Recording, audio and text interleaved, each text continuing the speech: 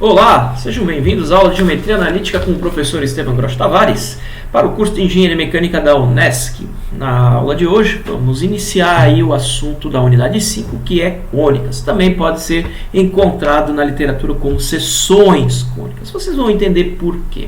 Tá?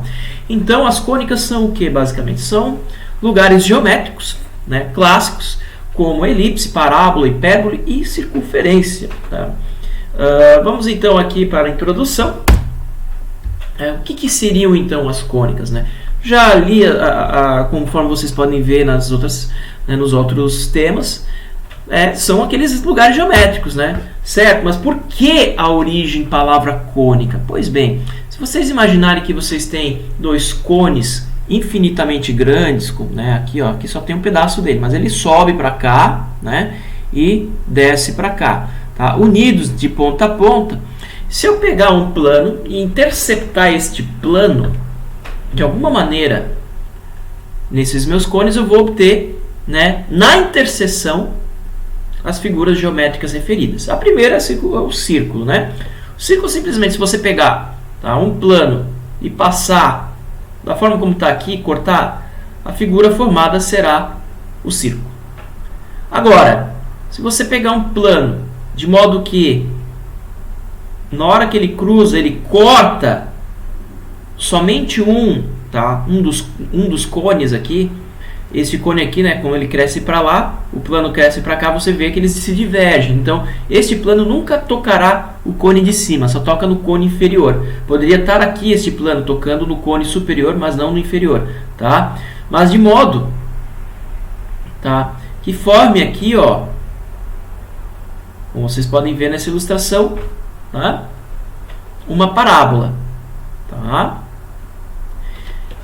Enfim, é porque este plano aqui ele ainda continuará sempre em contato daqui para baixo com o cone inferior.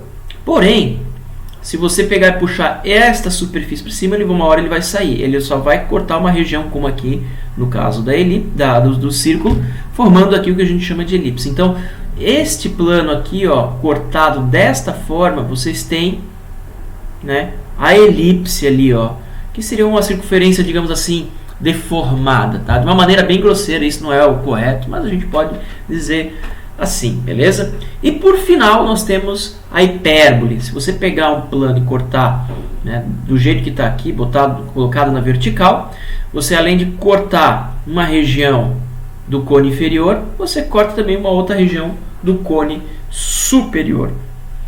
Então, a hipérbole, tá, é este lugar geométrico formado aqui pela interseção dessas duas regiões. Isto daqui mais isto daqui será a hipérbole. Tá? Para a aula de hoje, nós vamos iniciar, tá, o assunto basicamente falando de parábola, elipse e círculo. Na verdade, começando com círculo, para depois para elipse, e vamos finalizar com parábola.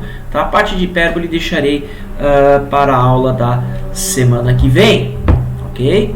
Então vamos começar aí com a circunferência. Terminando a circunferência, eu termino a aula, a primeiro intervalo de aula. Depois o próximo será discutido elipse. Se for dependendo da situação, capaz de eu nem falar parábola hoje, deixo para a semana que vem.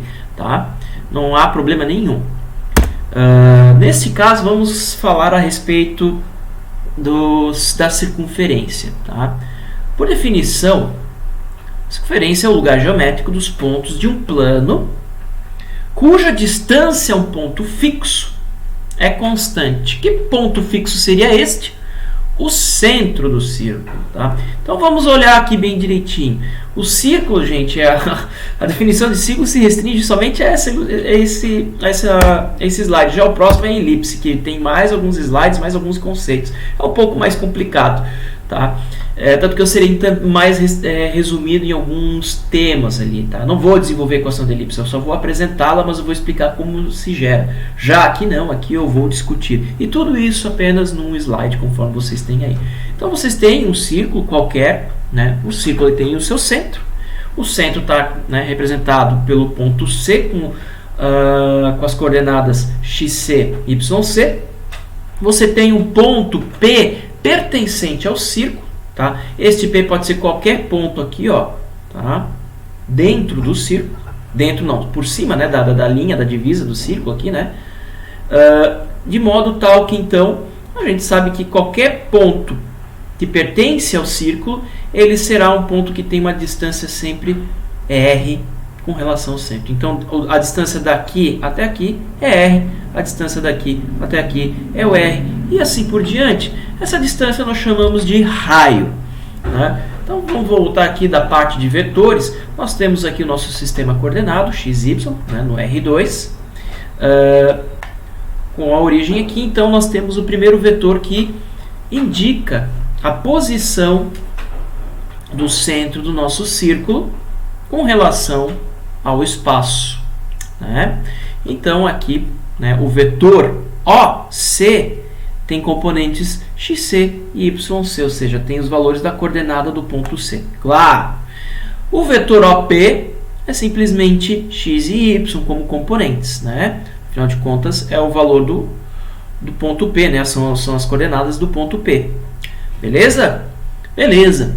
O que acontece? Visto isso aqui, para qualquer ponto P pertencente ao círculo, nós sabemos que esta condição é verdadeira. Ou seja, de acordo com a regra do polígono, a gente sabe que OC mais CP deve ser igual a OP. Para qualquer ponto P pertencente ao círculo. Ou seja, OC mais o vetor R tem que ser igual ao vetor OP. Muito bem, o que eu faço então? Eu vou isolar o vetor R. O R, ele é o OP menos OC. Notem que o vetor R pode apontar para cá. Se aponta para cá, o nosso vetor OP, ele vem daqui para cá, né? E assim por diante.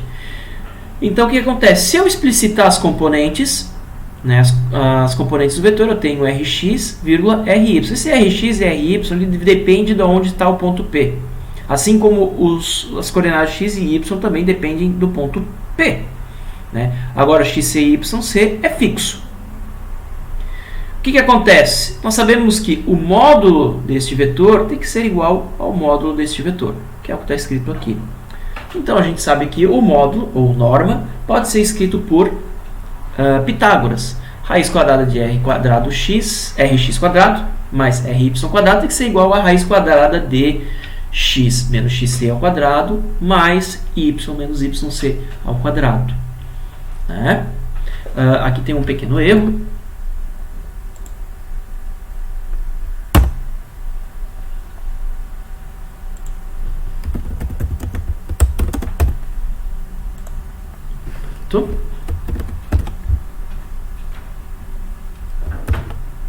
Sendo assim, r quadrado mais rx ao quadrado mais ry quadrado será sempre constante, tá? E esse valor chamarei de r quadrado, que é o próprio valor do raio ao quadrado. Raiz quadrada do raio ao quadrado, né? Enfim, é o próprio raio. Como os dois lados têm raiz quadrada aqui no equacionamento, corto isso aqui, corto com isso aqui, nós obtemos o que? Que r quadrado é igual a x menos xc ao quadrado, y menos yc ao quadrado. Esta equação verde é a equação da circunferência. Beleza? É isso que nós temos aqui, então, para falar a respeito da circunferência. Tá, pessoal? Próximo tema será a elipse. A elipse eu deixo, tá, para o próximo vídeo. Então, aqui eu me despeço de vocês até daqui a pouco.